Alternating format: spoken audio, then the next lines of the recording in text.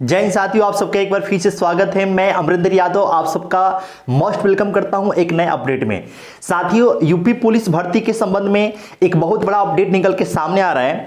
भर्ती बोर्ड ने UP police से वैकेंसी के रिगार्डिंग टेंडर जारी कर दिया है।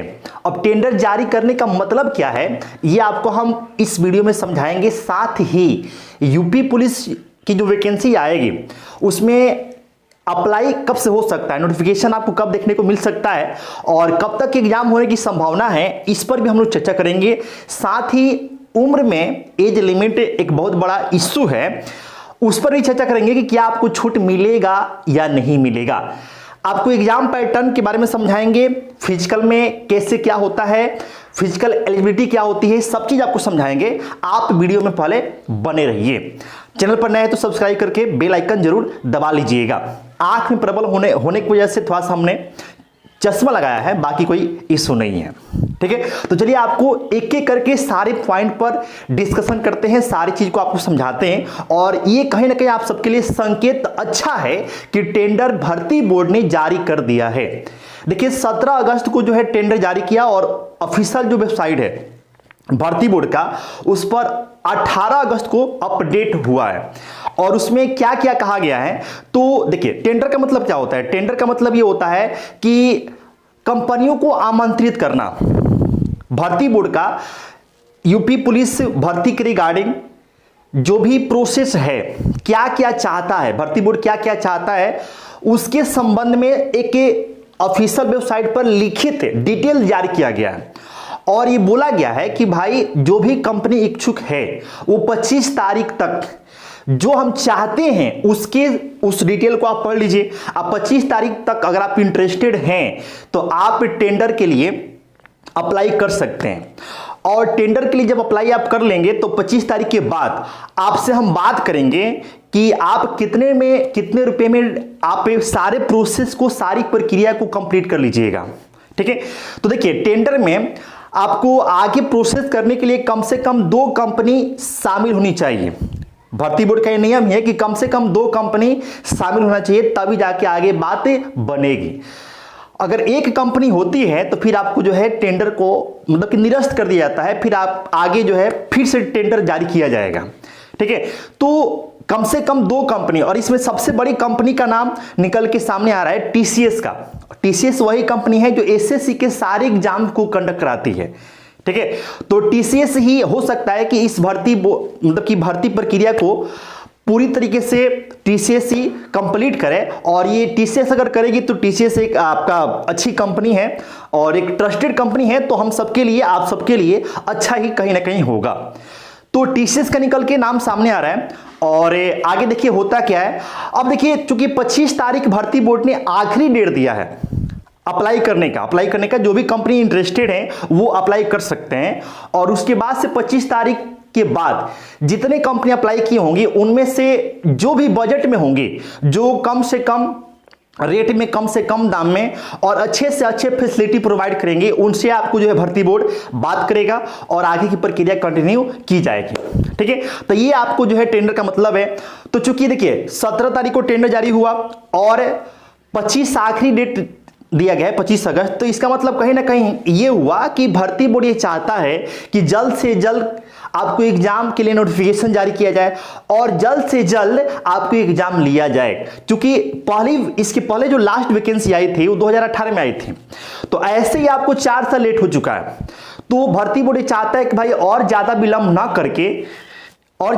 ना करके आपको जल्द से जल्द वैकेंसी को निकाला जाए, जल्द से जल्द प्रक्रिया को शुरू किया जाए और जल्द से जल्द एग्जाम वगैरह कराया जाए। ठीक है, तो आप जो है कब तक एग्जाम होने की संभावना है, तो आपको हम बताते चले दोस्तों कि एग्जाम होने की संभावना से पहले कब तक नोटिफिकेशन आ जाएगा। तो नोटिफिकेशन की जहां तक अनुमानित तो आपको जो है जो डेट है वो आपको अक्टूबर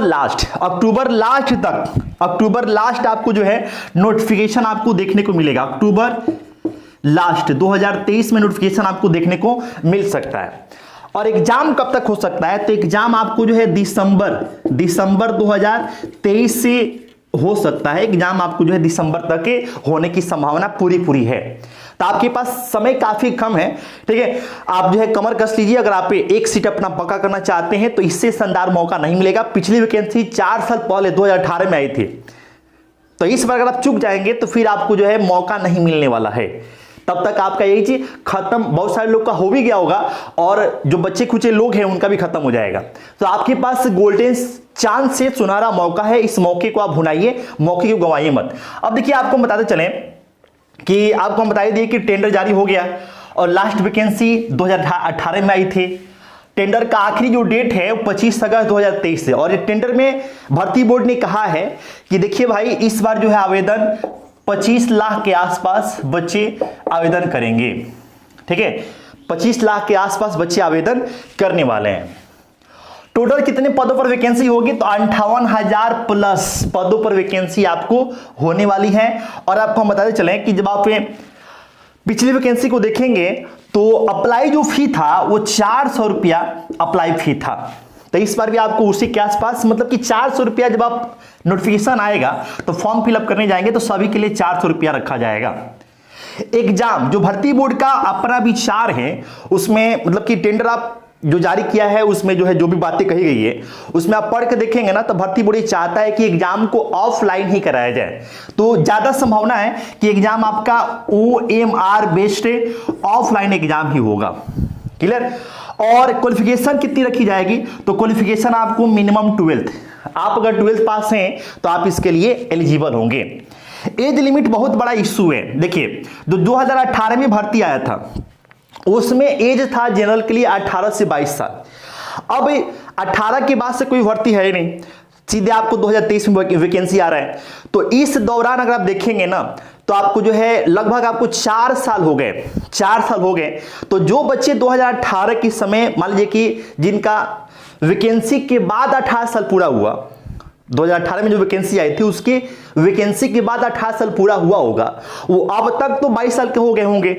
तो उन बच्चों को तो इस तरीके से देखा जाए कि अगर एज लिमिट 18 से 22 रखा जाएगा तो उनको तो मौका ही नहीं मिलेगा।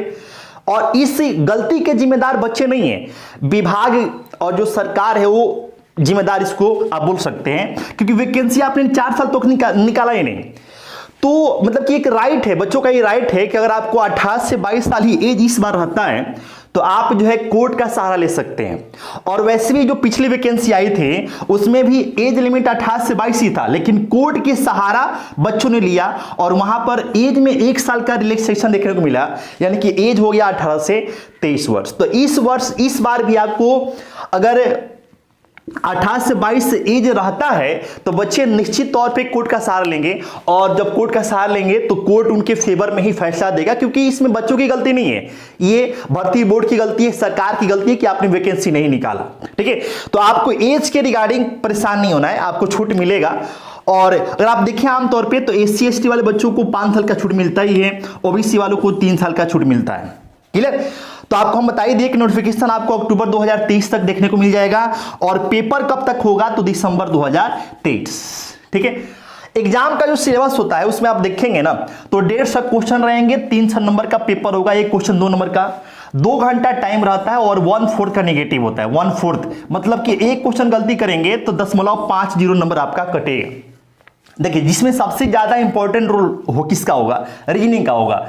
रीजनिंग के 55 क्वेश्चन रहेंगे, मैथ के जो है 21 क्वेश्चन, जीके के 37 क्वेश्चन और हिंदी के 37 क्वेश्चन होंगे, सबको मिला के 150 क्वेश्चन रहेंगे और 300 नंबर का आपका पेपर होगा।